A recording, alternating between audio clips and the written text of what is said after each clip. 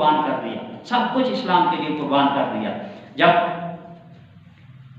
مدینے کے مسلمان انہوں نے آقا راز کیا رسول اللہ صلی اللہ علیہ وآلہ وسلم، آقا ہمیں کوئی مدرس دے، ہمیں کوئی معلم دے جو ہمیں دین سکھائے، جو ہمیں پڑھائے، دین سکھائے۔ تو نبی اکرم صلی اللہ علیہ وآلہ وسلم نے حضرت مصعب بن عمیر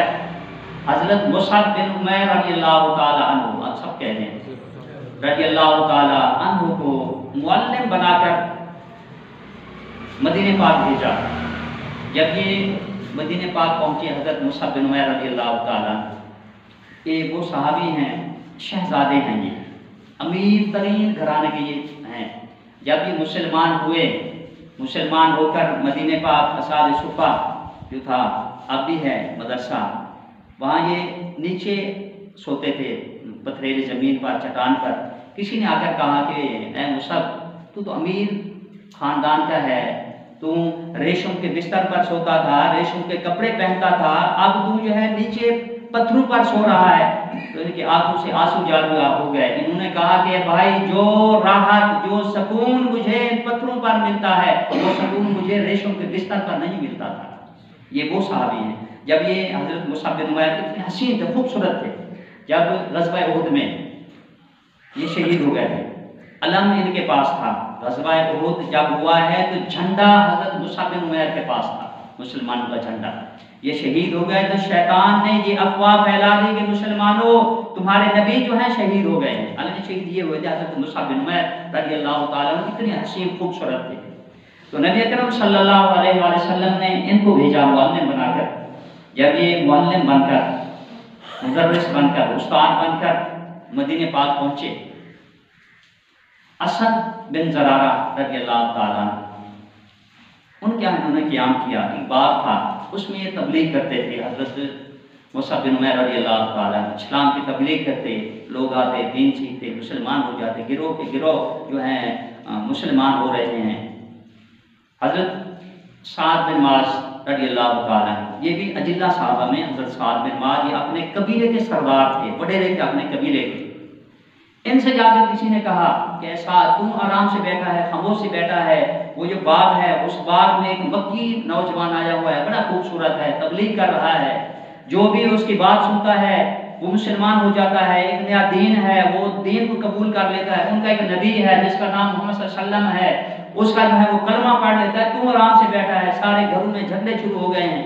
حضرت سعد بن معاذ رضی اللہ تعالیٰ عنہ، یہ قوم کے وڈیرے، سردار، فیصلہ کرنے والے، امیر، انہوں نے نیزہ لیا، آ کر کھڑے ہو گئے، کہنے لگے کہ مکی جوان تم ہے؟ انہوں نے کہا کہ میں ہوں۔ تو انہوں نے کہا کہ آئندہ تم نے تبلیغ یہاں نہیں کرنی۔ تو یہ پتہ ہے گھروں میں کتنے جھگڑے شروع ہو گئے ہیں، بھائی بھائی کا دشمن ہو گیا ہے، باپ جو ہے وہ اپنے بیٹے کا دشمن ہے، باپ جو ہے بیٹا جو ہے وہ باپ کا دشمن ہے، قبیلے کے دشمنی شروع ہو گئی ہے۔ تو باپ اسلام قبول کر رہا ہے، بیٹا نہیں کر رہا، بیٹا کر رہا ہے، باپ نہیں کر رہا، بھائی کر رہا ہے، تو دوسرا بھائی نہیں کر رہا، ایک قبیلے والے کر رہے ہیں، دوسرے قبیلے والے نہیں، تھوڑا سا جھگڑا شروع ہو گیا۔ تو انہوں نے کہا ٹھیک ہے، میں تبلیغ نہیں کروں گا، یہ واپس چلے گئے حضرت سعد بن معاذ رضی اللہ تعالیٰ۔ جب دوسرا دن آیا پھر انہوں نے تبلیغ کی، پھر جا کر کسی نے حضرت سعد بن معاذ سے کہا کہ تم گھر بیٹھا ہے، پھر وہ تبلیغ کر رہا ہے۔ جب یہ آئے، حضرت اسد کہتے ہیں، یہ حضرت اسد کے سعد بن معاذ جو ہیں یہ ماموں کے بیٹے تھے، ماما زاد بھائی، یہ پاپا ملے رہے سے یہ بیٹے تھے۔ جب یہ آئے تو تھوڑا سا غصہ، جلال کم تھا۔ ہوتا اس طرح ہے کہ ہمارا کوئی ملازم یا کوئی ہم سے کمزور ہمارا حکم نہ مانے، ہمارا کہا نہ مانے، ایک دفعہ کہیں کہا نہ مانے تو ہمیں جلال ہوتا ہے، غصہ ہوتا ہے۔ جب دوسرے دن آئے تو تھوڑا سا جلال کم تھا، پھر آ کر کہا یار میں نے تجھے کل بھی روکا تھا کہ تبلیغ نہیں کرنی، گھروں میں جھگڑے ہو رہے ہیں، تو پھر تبلیغ کر رہا ہے۔ حضرت مصعب بن عمیر، حضرت اسد نے کہا کہ بھی کل ہم تبلیغ نہیں کریں گے، یہ پھر واپس چلے گئے۔ جب تیسرا دن آیا تو حضرت مصعب بن عمیر اس باغ میں بیٹھ کر پھر تبلیغ کر رہے ہیں، لوگ جو ہیں گروہ کے گروہ آ رہے ہیں، حلقہ جو ہے بنا کر بیٹھے ہوئے ہیں، یہ تبلیغ کر رہے ہیں، دین سکھا رہے ہیں۔ یہ آ گئے، غصہ पहले दिन से फिर कम। फिर आकर कहने लगे कि मक्की भाई, मैंने तुझे कहा है कि तबलीग नहीं करनी। लोग जो हैं वो आपस में अदावत पैदा हो रही है, दुश्मनी पैदा हो रही है। तो इनको जो चचाजाद भाई थे उन्होंने कहा कि ए भाई ऐसा कर कि तूने इनसे तो मुलाकात की है, इनसे गुफ्तगू की है इस हज़रत मूसा बिन उमैर से? उसने कहा नहीं की। तो उन्होंने कहा कि पहले इससे मुज़ाकरात कर, इससे कलाम कर, गुफ्तगू कर, कुछ बात कर, तुम्हें पता लगे कि ये कहता क्या है। इस तरह तू कल भी आया, परसों भी आया, आज भी आया, कभी तबलीग ना कर, तबलीग ना कर, कम से कम इससे पूछ तो सही ये कहता क्या है। तो उन्होंने कहा मैं पूछता हूँ। आकर बैठ गए। बैठकर पूछा कि ए भाई बता तू कहता क्या है, दावत किस चीज़ की देता है, वो है क्या, वो तुम्हारा इस्लाम है क्या, वो तुम्हारा नबी है कौन?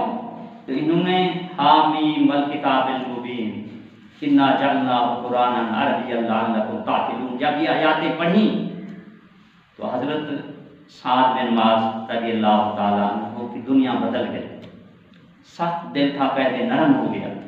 उसी वक्त कहने लगे कि ए मुसअब बिन उमैर, मुझे कलमा पढ़ा, अपने दीन में दाखिल कर, उस नबी का मुझे गुलाम बना जिस नबी का तू गुलाम है, उस नबी का मुझे भी गुलाम बना। कलमा पढ़ा, मुसलमान हो गए।